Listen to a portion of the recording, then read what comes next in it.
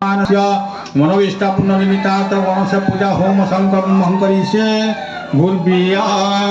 अस्मिन् संकल्पितो कर्मणा सिद्धिरस्तु तन्ने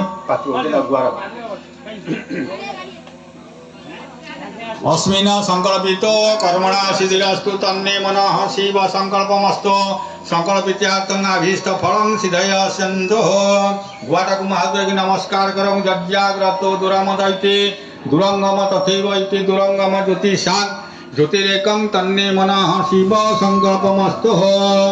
ओम आसन मंत्रस्य मेरुपृष्ठ ऋषि शुक्लंग छंद पूजा खंग आसन अभिमंत्रणे विनियोगः ओम आसने कमलासनाय नमः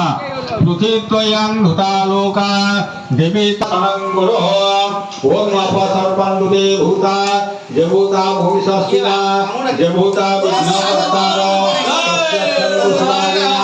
रक्षाशास्त्र प्रजाशास्त्र विरामस्त्र सरीसृपे अपं सर्पन्दुते सर्वे पूजा कर्म करोम्यहम् ओम वाम गुरुभ्यो नमः परम गुरुभ्यो नमः प्रापर गुरुभ्यो नमः